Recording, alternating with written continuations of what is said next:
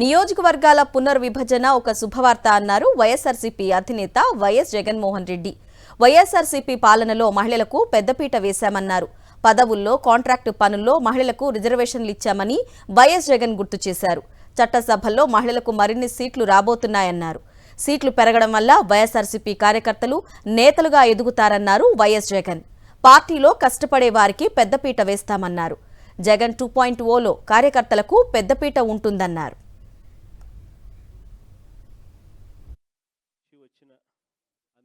ముందుగా హృదయపూర్వకంగా వెల్కమ్ తెలియజేస్తా ఉన్నా.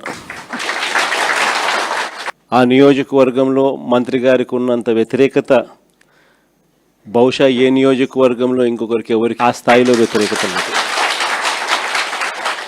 చంద్రబాబు నాయుడు గారి మీద తీవ్ర స్థాయిలో వ్యతిరేకత ఈ స్థాయిలో ఉంటే అద్దంకి నియోజకవర్గంలోకి వచ్చేసరికి ఇంకా ఈ స్థాయిలోకి ఇంకా ఎక్కువగా తీవ్రంగా ఉంది.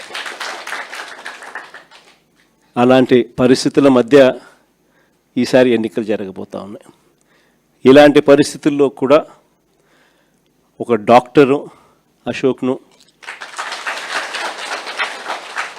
మీ అందరికీ కూడా ముందుగానే ఎన్నికలు చాలా దూరంగా ఉండగానే అశోక్ను తీసుకొని రావడం, తాను కూడా డాక్టర్గా మంచి పేరు సంపాదిస్తూ ప్రతిపక్షంలో ఉన్నప్పుడు అందులో చంద్రబాబు నాయుడు గారి లాంటి రాక్షస రాజ్యంలో యుద్ధం చేస్తూ ఉన్నప్పుడు కేసులు ఉంటాయని తెలిసి, హెరాస్మెంట్ ఉంటుందని తెలిసి, కార్యకర్తలకు ఇలాంటి సమయంలోనే ఇంకా తోడుగా అండగా ఉండడానికి ఇంకా శ్రమ పడవలసి వస్తుందని తెలిసి కూడా అశోక్ ముందుకు వచ్చినాడు.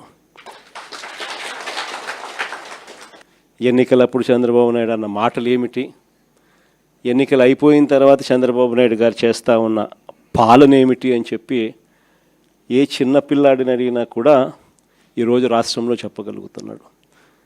ఎన్నికలప్పుడు ఆయన చెప్పిన మాటలు చూస్తే జగన్ ఇచ్చేటివి అన్నీ చేస్తాను, కాక సూపర్ 6, సూపర్ 7లు అని చెప్పాడు. ఎన్నికలు అయిపోయాయి, చంద్రబాబు నాయుడు గారి మేనిఫెస్టో చెత్తబుట్టలోకి వెళ్ళిపోయింది. కరెక్ట్గా ఇవే మాటలు ఎన్నికలప్పుడు మొత్తుకొని చెప్పిన ప్రతి మీటింగ్లో. చంద్రబాబు నాయుడు గారిని నమ్మడము అని అంటే పులి నోట్లో తలకాయ పెట్టడమే స్వామి అని చెప్పి మొత్తుకొని చెప్పిన నేను ఎన్నికలకు ముందు. అయినా కూడా చంద్రబాబు నాయుడు గారి అబద్ధాలకు, మోసాలకు ఏదో పొరపాటున కాస్త తలొగ్గడం జరిగింది. ఈరోజు ఎన్నికలు అయిపోయాయి, 2 ఏళ్ళు అయిపోయింది, 3వ బడ్జెట్ కూడా ప్రవేశపెట్టినాడు. ఇక మిగిలినటి 2 బడ్జెట్లు. ఈరోజు పరిస్థితి ఏమిటి అని చెప్పి చూస్తే జగన్ ఉన్నప్పుడు ఇస్తా ఉన్న అన్ని స్కీములు రద్దయిపోయినాయి. జగన్ ఇస్తాడన్న స్కీములు కాక సూపర్ 6, సూపర్ 7 అన్నోడు ఎన్నికలు అయిపోయిన 2 ఏళ్ళ తర్వాత పరిస్థితి ఏమిటి అని చెప్పి చూస్తే జగన్ ఇస్తా ఉన్న స్కీములన్నీ పూర్తిగా రద్దయిపోయినాయి. ఈయన సూపర్ 6, సూపర్ 7 అని చెప్పి ఇస్తాననేటివన్నీ కూడా మోసాలుగా తేలిపోయినాయి. మన హయాంలో మనం దాదాపుగా 3,30,000 కోట్ల రూపాయలు మనం అప్పులు తెస్తే 5 ఏళ్ళు కలిపి 3,30,000 కోట్లు అప్పు చేస్తే అందులో 2,73,000 కోట్లు నేరుగా బటన్లు నొక్కడం, నా అక్క చెల్లెమ్మల కుటుంబ సభ్యుల ఖాతాల్లోకి నేరుగా వెళ్ళిపోవడం. ఏకంగా 2,73,000 కోట్ల రూపాయలకు సంబంధించి ఆధార్ నెంబర్లతో సహా, బ్యాంక్ అకౌంట్ డీటెయిల్తో సహా మనం చెప్పగలుగుతాం ఎవరెవరికి దగ్గర ఎంతెంత డబ్బులు పోయినాయని చెప్పి. చంద్రబాబు నాయుడు గారు 2 ఏళ్ళు కూడా గడవక మునిపే ఆయన చేసిన గ్రాస్ అప్పులు, ఆయన చేసిన కాంట్రాక్టెడ్ అప్పులు ఇవి చూస్తే 3,37,000 కోట్లు దాటిపోయినాయి. కానీ జగన్ చేస్తా ఉన్న స్కీములు లేవు, ఈయన ఇస్తానన్న సూపర్ 6 లేదు, సూపర్ 7లు లేవు. మరి డబ్బంతా ఏమవుతా ఉంది, ఎవరి జోబులు లేకపోతా ఉంది? ఇది నిజంగా ప్రతి ఇంట్లో కూడా చర్చనీయాంశంగా మారింది. జగన్ ఎలా చేయగలిగినాడు, చంద్రబాబు నాయుడు అనే వ్యక్తి ఎందుకు చేయలేకపోతా ఉన్నాడు అని. కారణం చాలా సింపుల్. చంద్రబాబు నాయుడు గారి హయాంలో జరుగుతూ ఉన్నది ఏమిటి అని అంటే దోచుకోవడము, పంచుకోవడము, తినుకోవడము. డిపిటి దోచుకోవడము, పంచుకోవడము, తినుకోవడం ఇది జరుగుతూ ఉంది. అదే జగన్ హయాంలో ఏం జరుగుతూ ఉన్నది? బట్టలు నొక్కడం, నేరుగా నా అక్క చెల్లెమ్మల కుటుంబాల ఖాతాలోకి నేరుగా వెళ్ళిపోతూ ఉండేది. తేడా అంతకన్నా ఇంకేం లేదు. రాష్ట్రానికి సంబంధించి రావాల్సిన రాబడులు, రాష్ట్రానికి సంబంధించి రావాల్సిన ఆదాయాలు ఈరోజు రాష్ట్రానికి రావడంలా. రాష్ట్ర ఖజానాకి ఈ డబ్బులు రాకుండా చంద్రబాబు నాయుడు గారి జోబుల్లోకి, ఆయన ఎమ్మెల్యే వాళ్ళ జోబుల్లోకి, వాళ్ళ బినామీల జోబుల్లోకి, వాళ్ళ మనుషుల జోబుల్లోకి ఖజానాకు రావాల్సిన డబ్బులు పక్కదోవ పడతా ఉన్నాయి. ఈరోజు ఎక్కడ చూసినా కూడా అవినీతి. లిక్కర్ దగ్గర నుంచి మొదలు పెడితే, గ్రామాల్లో లిక్కర్ మాఫియా దగ్గర నుంచి మొదలు పెడితే రాష్ట్రానికి సంబంధించిన ఆదాయాలు రాష్ట్రానికి రావు. ఎంఆర్పి రేటు కన్నా 20 రూపాయలకు 10 రూపాయలు ఎక్కువ రేటుకు అమ్ముతూ ఉన్నారు. డబ్బు ఎక్కడికి పోతా ఉంది అని అంటే గవర్నమెంట్కి రావడంలా.